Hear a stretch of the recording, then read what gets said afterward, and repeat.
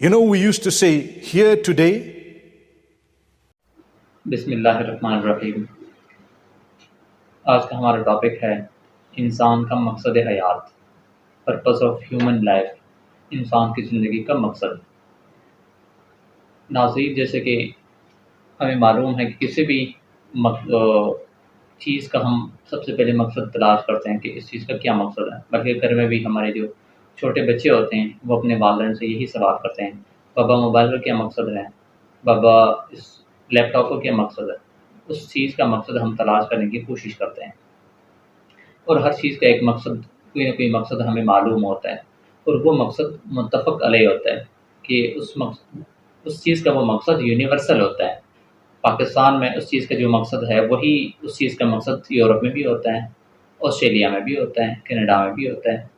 ایک دو مثالیں دے دیتا ہوں۔ فار ایگزامپل مارکر ہے، تو مارکر چاہے بلو ہے، گرین ہے، یلو ہے، اس کا مقصد ہے لکھنا۔ پاکستان میں بھی اس کا یہی مقصد ہے، اور یورپ میں بھی اس کا یہی مقصد ہے۔ تو ہر شے کی طرف جب ہم نظر دوڑاتے ہیں تو اس کا کوئی نہ کوئی مقصد ہمیں معلوم ہو جاتا ہے یا نظر آ جاتا ہے۔ لیکن جب ہم اپنی طرف یعنی بحیثیت انسان اپنے آپ میں سوچتے ہیں کہ ہمارا کیا مقصد ہے، تو ہمیں اس کا جواب مختلف ملتا ہے۔ ایک واقعہ عرض کر دیتا ہوں۔ کلاس میں اپنے طلباء سے میں نے یہ سوال کیا کہ تمہارے زندگی کا کیا مقصد ہے بحیثیت انسان، بحیثیت ایک فرد نہیں، بحیثیت سرور، بحیثیت اکرم، احمد وغیرہ نہیں، بلکہ بحیثیت انسان میری زندگی کا کیا مقصد ہے۔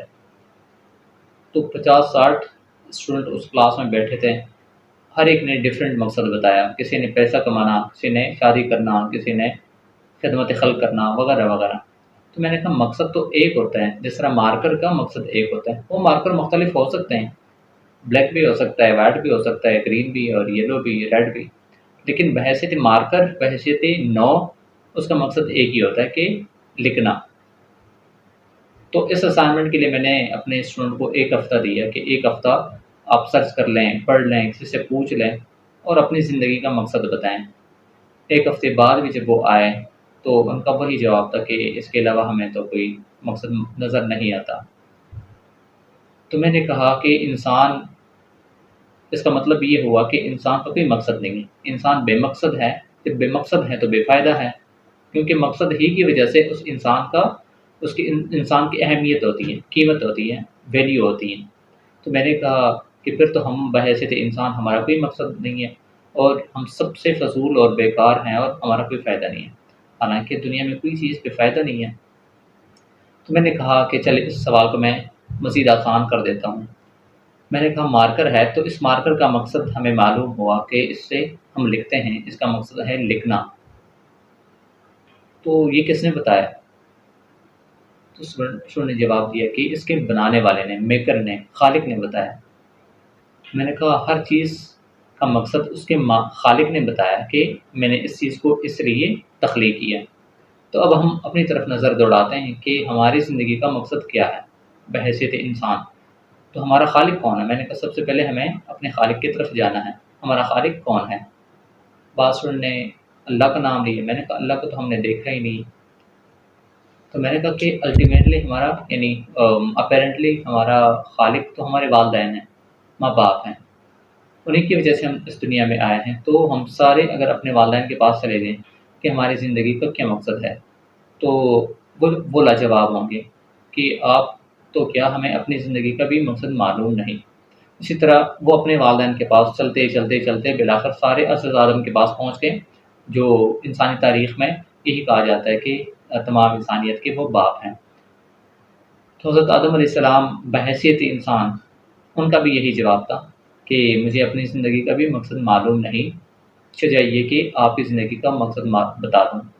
لیکن ایٹ اے ٹائم انسان ہونے کے ساتھ ساتھ وہ نبی بھی تھے کہ سب سے پہلے جب اللہ نے یا خالق نے انہیں تخلیق کیا تو خالق نے بتا دیا کہ آپ کی اور آپ کی اولاد کی زندگی کا مقصد ہے کہ اپنے خالق بنانے والے کی بات ماننا۔ اب خالق کون ہے، خالق کی صفات کیا ہے، تو وہ پھر انبیاء علیہ السلام نے حضرت آدم علیہ السلام سے لے کر وقتاً فوقتاً حضرت محمد صلی اللہ علیہ وسلم تک ہمیں اللہ تعالیٰ کا تعارف بھی کرایا، اللہ تعالیٰ کی پہچان بھی ہمیں کروائی، اور ہمیں زندگی کا مقصد بھی بتلاتے رہے کہ ہماری زندگی کا مقصد یہ ہے کہ اپنے خالق کی بات مان لیں، اپنے خالق کو راضی کر لیں۔ اور یہی بات قرآن نے بھی کی ہے، جو آخری کتاب ہے، وَمَا خَلَقْتُ الْجِنَّ وَالْإِنسَ إِلَّا لِيَعْبُدُونِ۔ اللہ خود فرماتے ہیں کہ میں نے انسان اور جنات کو پیدا نہیں کیا مگر اپنی عبادت کے لیے۔ یہاں یعبدون یہ عبد سے ہے، اس کا حروف مادہ یا حروف اصلیہ جو ہیں وہ عین با دال ہیں، یعنی عبد۔ عبد کا معنی ہے بندگی اختیار کرنا۔ یہاں میں ایک چیز کی وضاحت کرتا جاؤں کہ 3 قسم کے نوکر ہوتے ہیں۔ ایک کو ہم ملازم کہتے ہیں یا نوکر کہتے ہیں، دوسرے کو ہم کہتے ہیں غلام، اور تیسرے کو کہتے ہیں بندہ۔ جو ملازم ہے وہ ایک مخصوص وقت کے لیے 8 گھنٹے کے لیے، 6 گھنٹے کے لیے، 4 گھنٹے کے لیے پابند ہوتا ہے کہ وہ اس ڈومین میں، اس آفس میں کام کر لیں، اور اس کام کی عوض اس کو پیسے دیے جاتے ہیں۔ دوسرا نوکر ہوتا ہے غلام۔ پرانے زمانے میں اس کا رواج تھا، آج کل کم ہے، لیکن گھروں میں کام کرنے والوں سے ہم اس کو سمجھنے کی کوشش کر سکتے ہیں کہ وہ 24/7 اس گھر کا ملازم ہوتا ہے، اور گھر کا مالک یا مالکن اس کو جو حکم دے وہ اس کو بجا لاتا ہے۔ تو یہ ہیں غلام، لیکن یہ غلام اس مالک یا مالکن کی پرستش نہیں کرتا، اس کی عبادت نہیں کرتا۔ تیسرا نوکر ہے عبد یا بندہ۔ یہ وہ بندہ ہوتا ہے، یہ وہ نوکر ہوتا ہے جو اپنے خالق کی ہر بات ہر وقت مانتا ہے، یہاں تک کہ اس کے سامنے سر بسجود بھی ہوتا ہے، اس کی عبادت بھی کرتا ہے۔ تو اللہ تعالیٰ نے یہی کہا کہ میں نے انسانوں کو اسی لیے پیدا کیے کہ وہ میری بندگی اختیار کریں۔ بندگی یا یعبدون سے یہاں مراد صرف عبادت یہ نہیں ہے کہ دن میں 5 دفعہ ہم مسجد جائیں، نماز پڑھ لیں اور بس ہماری بندگی ہو گئی، نہیں، بلکہ 24/7 ہر وقت اپنے خالق کی ہم بات مان لیں۔ مسجد میں ہیں تو اس وقت اللہ کے سامنے سے ذریعے سننا ہے، یہ خالق کی بات ماننا ہے۔ گھر آتے ہیں تو اپنے والدین اور اپنے بیوی بچوں کے حقوق پورا کرنا، یہ خالق کی بات ماننا ہے۔ مارکیٹ جاتے ہیں تو مارکیٹ میں حلال و حرام کی تمیز کر کے خرید و فروخت کرنا، بزنس کرنا، جاب کرنا، یہ خالق کی بات ماننا ہے۔ یعنی ہر وقت ہر سیکنڈ اپنے خالق کی بات ماننا، یہ ہے بندگی۔ اور اسی لیے اللہ تعالیٰ نے انسان کو پیدا کیا ہے۔ تو میں نے اپنے اسٹوڈنٹ کو کہا کہ اس کے علاوہ ہمارا کوئی مقصد نہیں ہو سکتا، اور یہی سب سے بڑا مقصد ہے، کیونکہ اس کے علاوہ جو بھی مقصد ہوگا اس سے انسان کی تذلیل ہوگی، اس سے انسان کی ترقی نہیں ہوگی، بلکہ انسان ذلیل ہو کر رہ جائے گا۔ یعنی اللہ تعالیٰ بڑا ہے، خالق ہے، تمام کائنات کا وہ خالق ہے، تو اس خالق کے ساتھ انسان سب سے زیادہ اٹیچ ہے۔ اور اس خالق نے یہی کہا کہ میں نے تو اپنی بندگی کے لیے کہ میری بات مان لے تو اس کے لیے پیدا کیا ہے۔ تو اس میں زیادہ پروٹوکول ہے، اس میں انسان کی زیادہ عزت ہے۔ اس کے علاوہ اگر کوئی اور مقصد انسان کا ہو تو کیا مقصد ہو سکتا ہے؟ نہ تو ہم گائے کا کام لے سکتے ہیں کہ اس کا گوشت حاصل کیا جائے اور اس سے کڑھائی بنائی جائے، اور نہ ہی اس سے سورج کا کام لے سکتے ہیں کہ وہ ہمیں روشنی پرووائڈ کرے، اور نہ ہی درخت کا کام لے سکتے ہیں کہ وہ ہمیں آکسیجن پرووائڈ کریں۔